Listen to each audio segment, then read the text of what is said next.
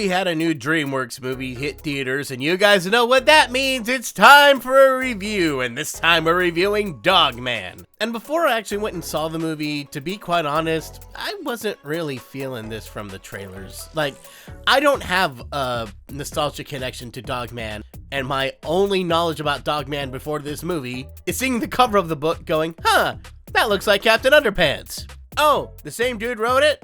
Okay, that pretty much sums it up. Now, going to Captain Underpants, I did find a lot of enjoyment into that I didn't think that I would, because I never really read these books growing up. I knew of them, but there was this really unique charm to Captain Underpants, that it felt like a kid wrote it, but in the best possible way. Like, it was a love letter to everyone's childhoods with great meta humor and, of course, some actually funny potty humor every now and again. Sometimes it was overdone, but hey, that's a kid for you. It makes perfect sense. Then watching the trailers for Dogman, I didn't really get that same vibe from Dogman I got from Captain Underpants. That really strong meta humor didn't seem to be there. The audience seemed to be aimed at even younger. The story seemed to be a lot more straightforward and kind of relying a lot on just cat and dog jokes, which are not bad in and of themselves, but I will admit, kind of turned me off to it, to the point, if I didn't have to watch this for my job, I probably would have just waited to check it out on streaming just to say I saw it. But I went to the theater and checked it out, and yeah, it basically was the way I thought it was going to be from the trailers. Now, that's not to say the movie is bad in and of itself, but really just to say the things that I personally thought made Captain Underpants really special.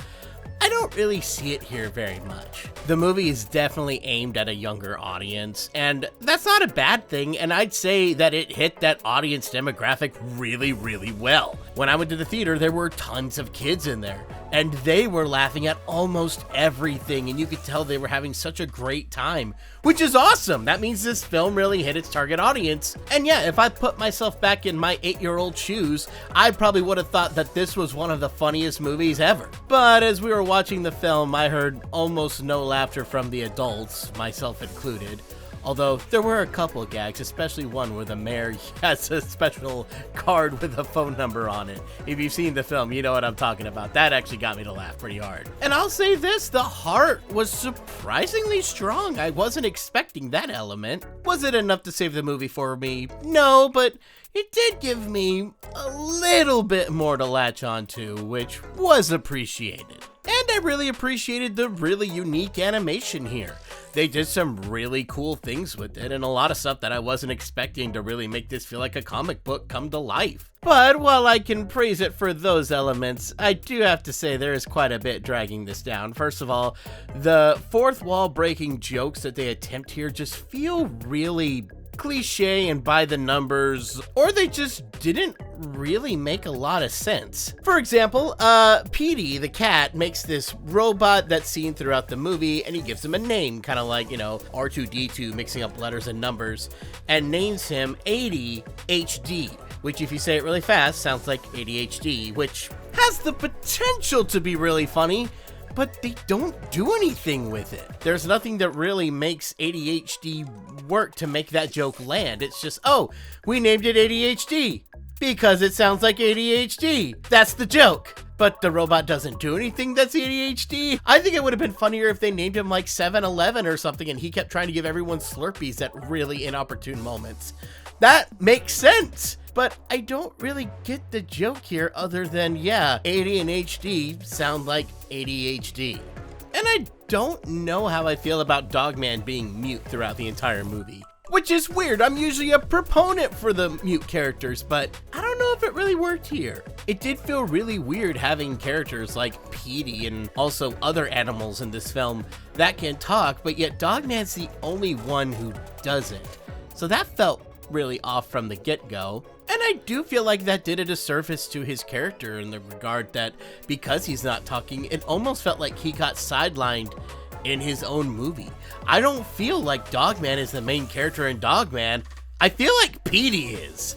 Petey got more screen time, he got more storyline elements, and I think that was mainly done because the creators were sitting there thinking, how do we make this movie with this mute dog and actually have like a compelling story arc? We got to give it to a character who can talk, so let's give it to Petey. Not to say that Dogman had no story elements, he did, but they seemed very simplistic and they didn't really dwell on them for very long. But I think another reason they didn't dwell on it for too long because they know that if they did, they would have some serious ramifications to deal with. Like, they touched on enough of those to make me feel a little uncomfortable going, are we going here? You see in the trailers, Dogman gets he gets his head put onto like a human's body. But this human wasn't just some random cop. That's Dogman's owner. They really just kind of skirt by the fact that, oh, this man's now gone. Well, I mean, they do and they don't, and I kind of don't know what's more unsettling, to elaborate more on the fact he's gone or just leaving it alone altogether. So the movie takes this kind of uncomfortable middle ground where they partially address it and they partially show the ramifications, but then immediately drop them. Dogman comes back to the house and then we hear that his owner's girlfriend or wife already moved out, put the house up for sale, and just said, oh, I don't want to be with a Dogman. Like that nonchalantly. And everyone's just fine with him being gone. He was kind of an idiot and an absolutely horrific driver. I'll give you that, but he was still a person. Why are we just glossing over this? But I know, it's not that kind of a movie, and I'm trying not to take too much into that, because they just want to get to the main story of, okay, he's now like a super cop. But, man, it feels weird. I'm sorry, it really does. So yeah, I'll say this, if you've got kids and they really want to see this, it's a good time. They will have a great time, and you should definitely take them to see it. But if you're an adult and you kind of just want to check it out to say you've seen all the DreamWorks films like me, yeah, this might want to be one you just want to wait for streaming. Not bad by any means, but yeah, certainly not anything to go doggone crazy over. So thank you guys so much for watching. I hope you enjoyed. Now tell me in the comments, what did you guys think about it? Did you guys enjoy it? Did you guys feel the way I did? Let me know, and I will see you guys in the next one. Bye! And big thank you to all of my Patreons. Without you, this channel wouldn't be what it is today. Thank you so much.